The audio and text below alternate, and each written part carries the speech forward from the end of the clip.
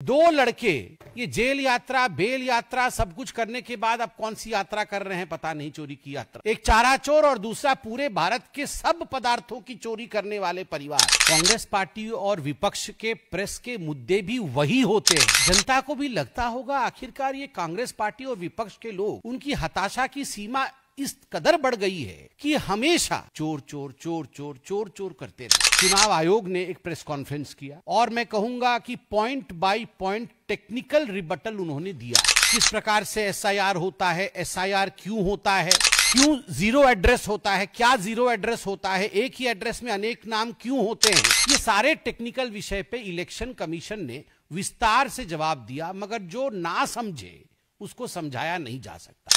और केवल election commission, चुनाव आयोग के साथ ही खिलवाड़ किया हो ऐसा नहीं है। ऐसी कोई संवैधानिक संस्था भारतवर्ष में नहीं है जिसके विरोध में कांग्रेस पार्टी, राहुल गांधी, गांधी परिवार और गांधी परिवार के इर्द गिर्द घूम रहे बाकी पारिवारिक पार्टी जो है उन्होंने हमला न किया हो। स्वाभाविक रूप से आप जानते हैं ये प्रेस कॉन्फ्रेंस किस लिए है। मुझे तो कई बार लगता है कि जब से माननीय मोदी जी की सरकार बनी है, कांग्रेस पार्टी और विपक्ष के प्रेस के मुद्दे भी वही होते हैं और अब हम भी थक जाते हैं वही प्रश्नों के उत्तर देते देते। जनता को भी लगता होगा आखिरकार ये कांग्रेस पार्टी और विपक्ष के लोग, उनकी हताशा की सीमा इस कदर बढ़ गई है कि हमेशा चोर चोर चोर चोर चोर चोर करते रहते। अब जब देखिए राफेल के समय चौकीदार चोर, अब देखिए तो वोट की चोरी। ये स्वाभाविक है, जिसके स्वभाव में जो होता है उन शब्दों का प्रयोग वो बार बार करता है। आप देखिए दो लड़के, उत्तर प्रदेश में भी दो लड़के थे, यहां और दो लड़के हैं बिहार में। दो लड़के ये जेल यात्रा, बेल यात्रा सब कुछ करने के बाद अब कौन सी यात्रा कर रहे हैं पता नहीं, चोरी की यात्रा। कुछ नहीं होने वाला है, कुछ नहीं होने वाला है। जनता जनार्दन है, सब कुछ जानती है। एक चारा चोर और दूसरा पूरे भारत के सब पदार्थों की चोरी करने वाले परिवार, ये मिलकर के संवैधानिक संस्थाओं को जो चोर घोषित करने का काम कर रहे हैं, यह आपत्तिजनक है। कल इलेक्शन कमीशन ऑफ इंडिया ने, चुनाव आयोग ने एक प्रेस कॉन्फ्रेंस किया। तमाम आयोग के सदस्य बैठे थे और मैं कहूंगा कि point by point technical rebuttal उन्होंने दिया है। टेक्निकल, किस प्रकार से एसआईआर होता है, एसआईआर क्यों होता है।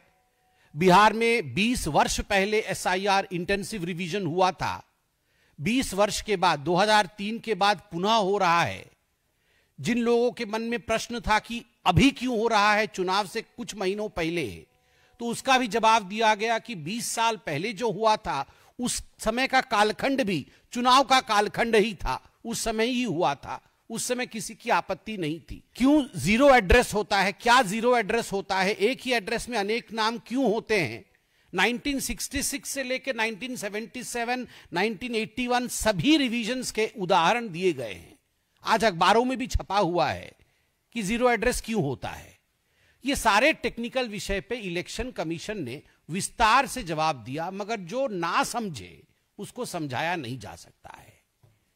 जो ना समझे वो अनाड़ी ही है। ये अपने आप को खिलाड़ी समझते हैं मगर वो हैं अनाड़ी और कुछ नहीं उनका होने वाला है। वो समझना नहीं चाहते हैं।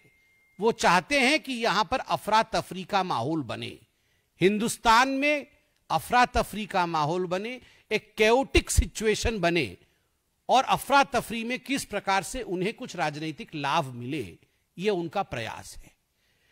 आज मैं देख रहा था अनेक पॉलिटिकल पार्टी के लोग बैठकर प्रेस कॉन्फ्रेंस कर रहे थे।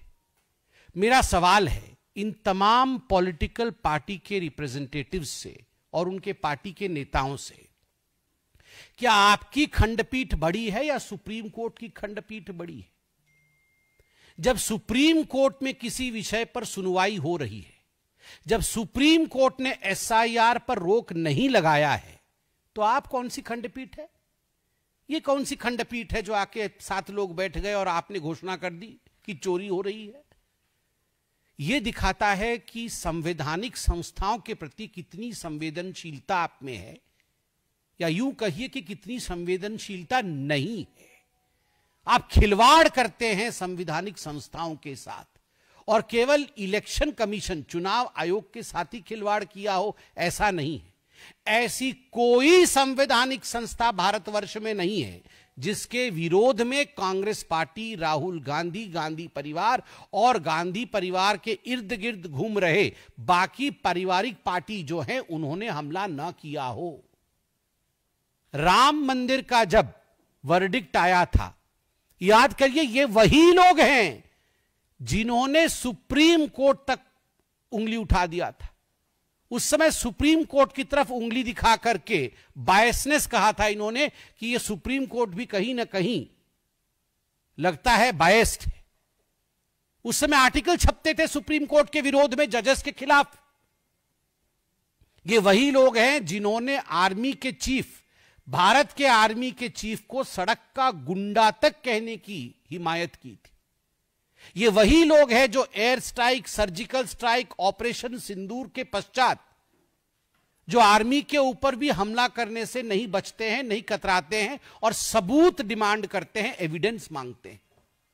आप सोच के देखिए, आर्मी को नहीं छोड़ते, सुप्रीम कोर्ट को नहीं छोड़ते, इलेक्शन कमीशन को नहीं छोड़ते, कौन सी ऐसी संस्था है जिसको इन्होंने छोड़ा है? इनको लगता था और अभी भी लगता है कि सत्ता पे बैठना ये इनका जन्मसिद्ध अधिकार है। सत्ता उनको सिंहासन दिखता है। उनको लगता है ये जो प्रधानमंत्री की कुर्सी है ये सिंहासन है और सिंहासन विरासत से मिलती है। नहीं, सिंहासन विरासत से नहीं मिलती है, सेवा से मिलती है। और आज जो खंडपीठ बैठी थी, ये जो पॉलिटिशियंस की खंडपीठ बैठी थी, उनमें से एक पॉलिटिशियन कह रही थी कि लोकसभा को भंग कर देना चाहिए। अरे पहले आप तो रिजाइन करो।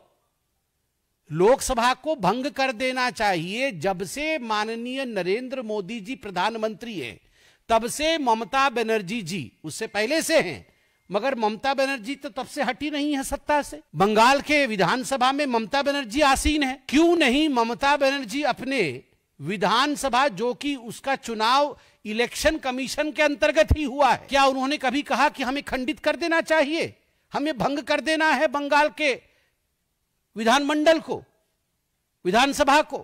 तेलंगाना, कर्नाटक, जहां पर कांग्रेस की सरकार है, क्या कांग्रेस पार्टी भंग कर देगी?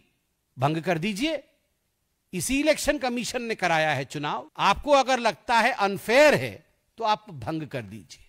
देखिए, इलेक्शन कमीशन इनको चिट्ठी पर चिट्ठी लिखती है, इलेक्शन कमीशन इनको ईमेल पर ईमेल भेजती है कि आइए हमसे चर्चा करिए। एक दिन इलेक्शन कमीशन के पास नहीं जाते।